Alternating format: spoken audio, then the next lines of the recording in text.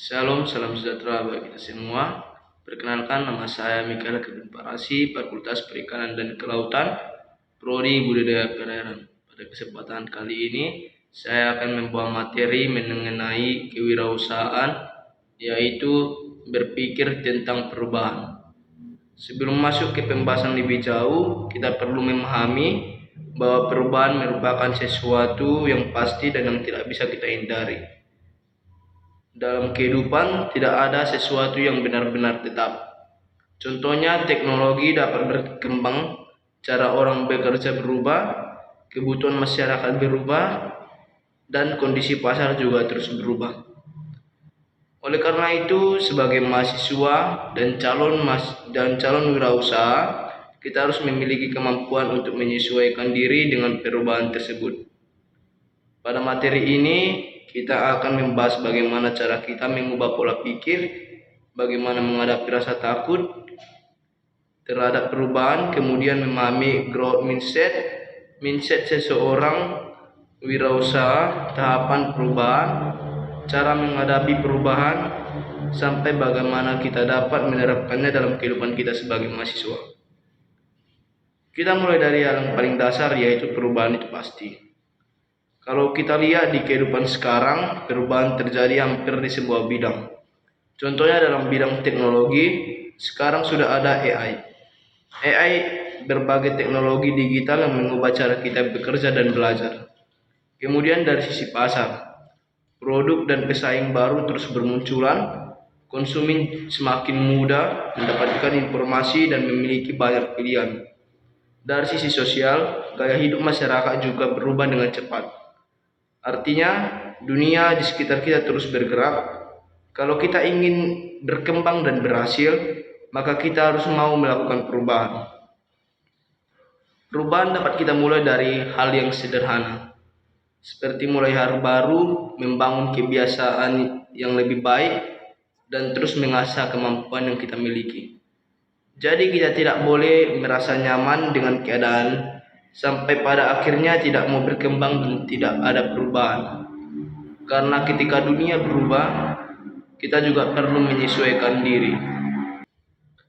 Yang menjadi pertanyaannya, mengapa kita sering takut terhadap perubahan? Walaupun perubahan itu pasti, kenyataannya banyak orang justru merasa takut ketika menghadapi perubahan. Mengapa? Karena perubahan sering dianggap sebagai sesuatu yang mengancam kenyamanan kita. Misalnya kita takut kehilangan posisi atau zona nyaman. Kita juga bisa merasa tersaingi ketika muncul orang baru atau ketika ada perubahan di lingkungan sekitar kita. Selain itu, perubahan kadang dianggap membuat pekerjaan seseorang rumit. Ada juga kekhawatiran terhadap pendapatan yang menurun atau karir yang menjadi lebih sulit. Semua itu akhirnya bisa menimbulkan beban terhadap diri kita serta mental kita. Jadi sebenarnya rasa takut terhadap perubahan itu muncul karena kita belum mengetahui dengan pasti apa yang akan terjadi setelah perubahan itu tersebut terjadi.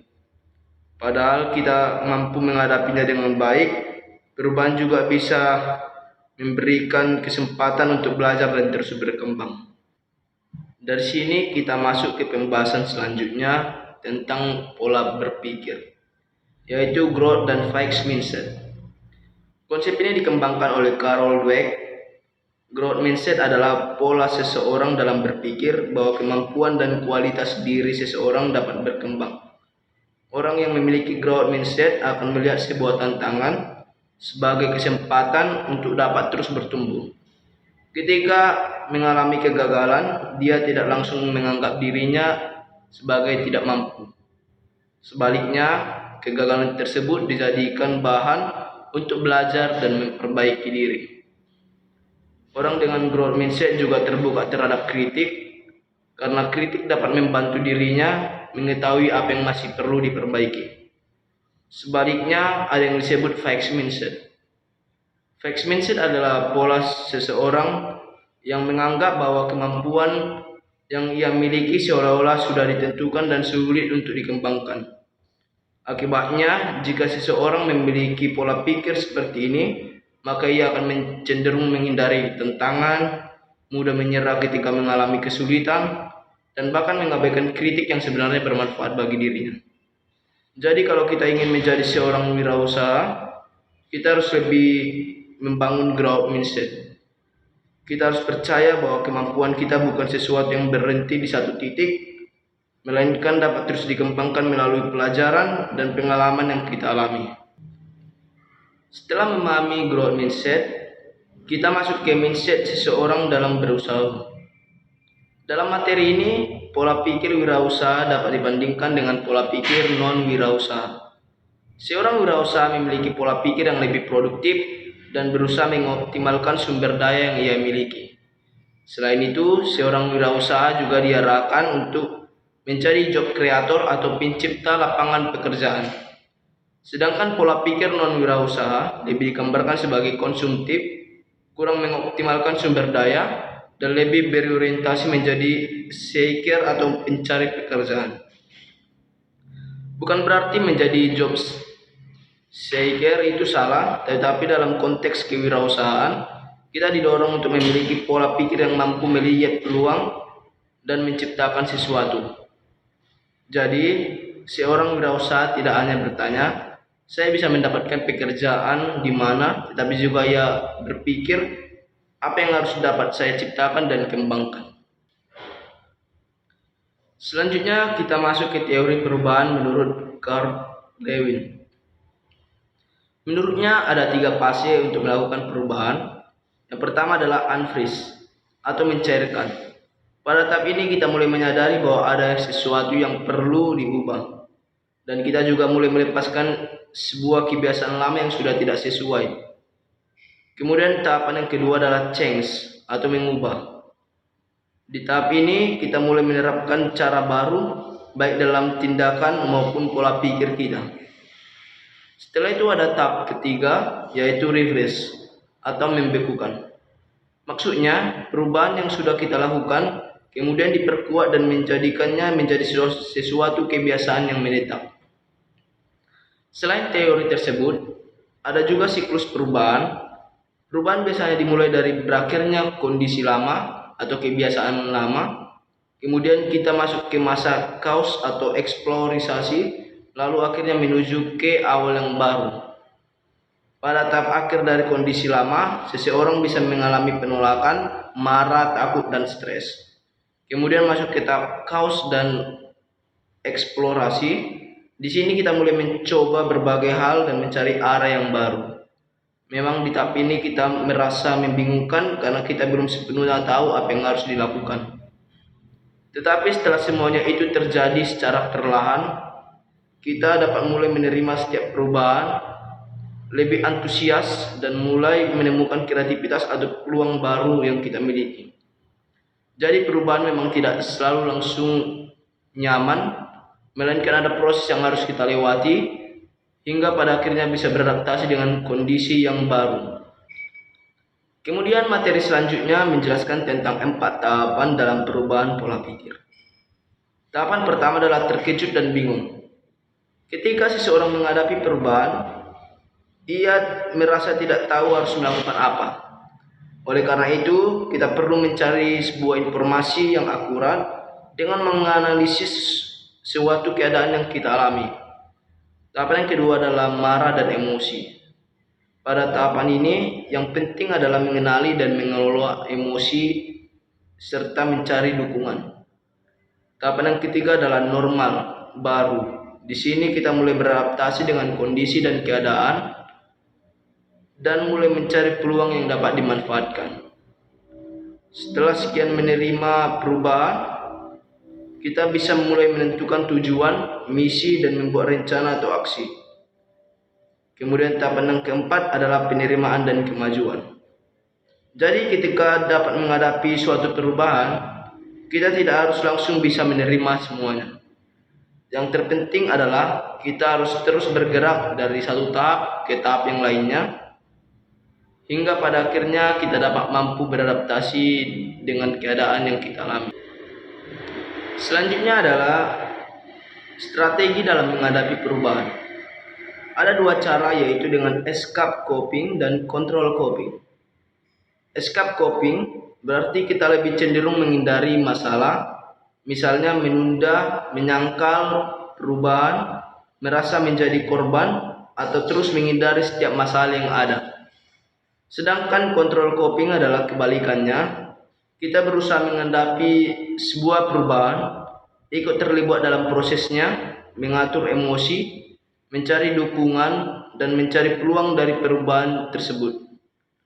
Untuk jangka panjang, control coping lebih baik karena kita tidak terus-menerus lari dari masalah. Jadi, ketika kita sedang mengalami perubahan, sebaiknya kita tidak mengatakan saya tidak mau menghadapi masalah ini, tetapi kita dapat bertanya, apa yang harus saya lakukan agar saya dapat menyesuaikan diri dengan keadaan tersebut.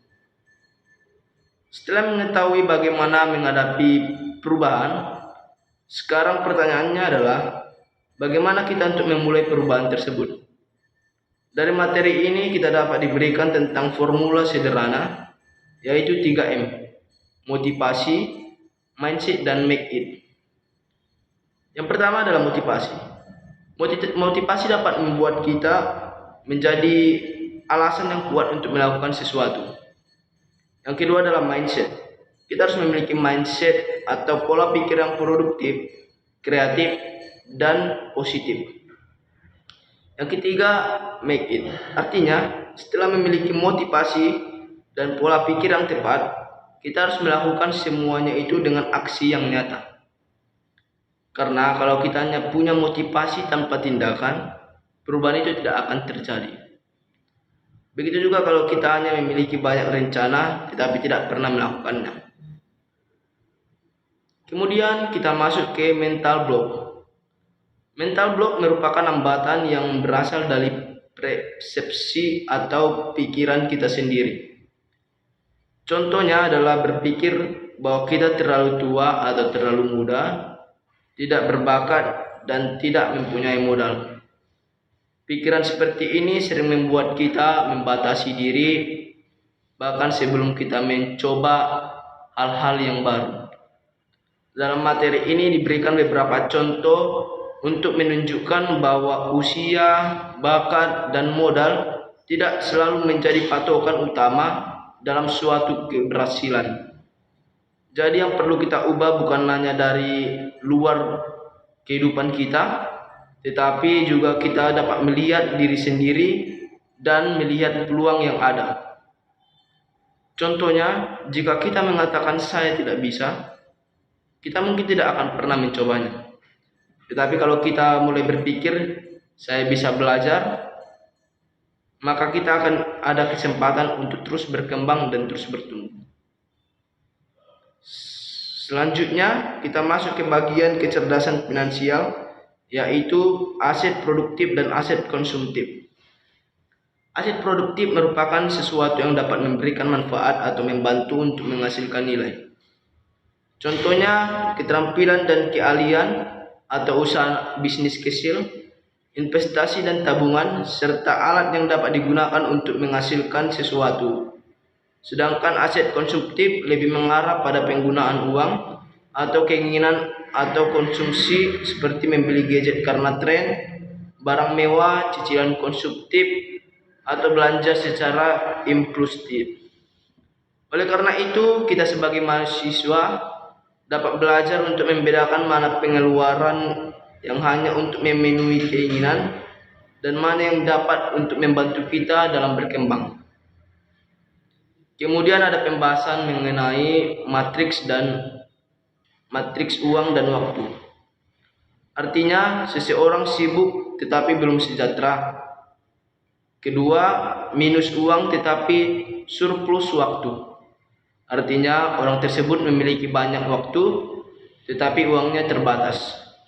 Ketiga, surplus uang tetapi minus waktu.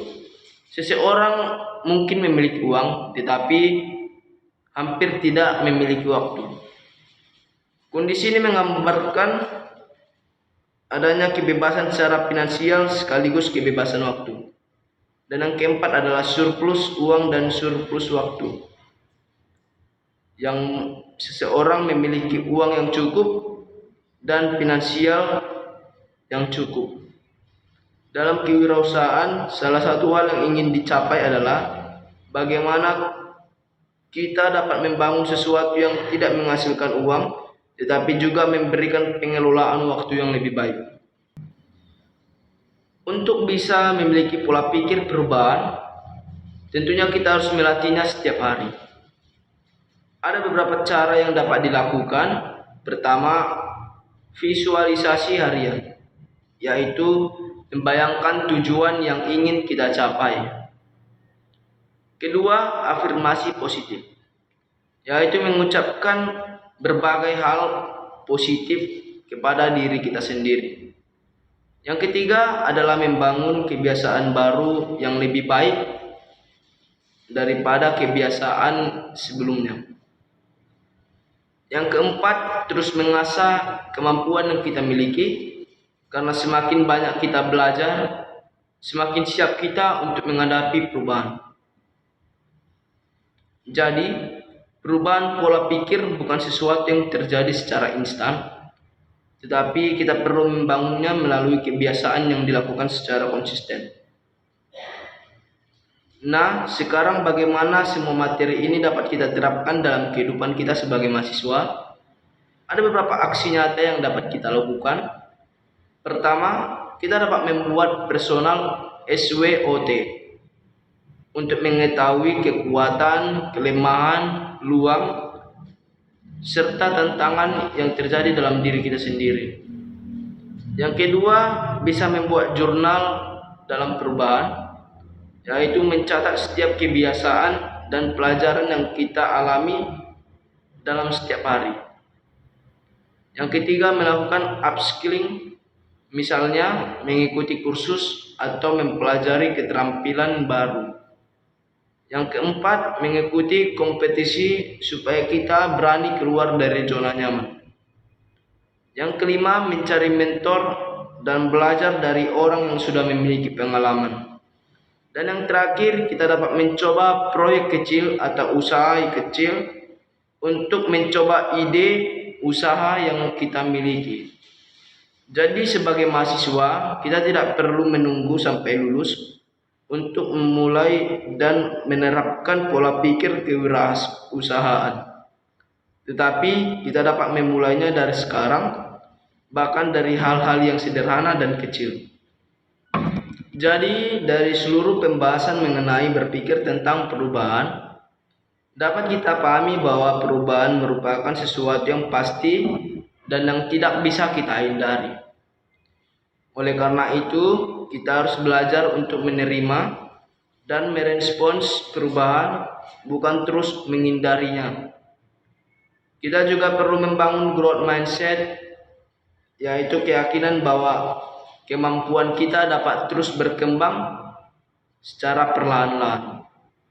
Sebab sebagai calon wirausaha, kita juga perlu memiliki mindset yang produktif, mampu melihat setiap peluang yang ada, dan berusaha menciptakan sesuatu yang baru.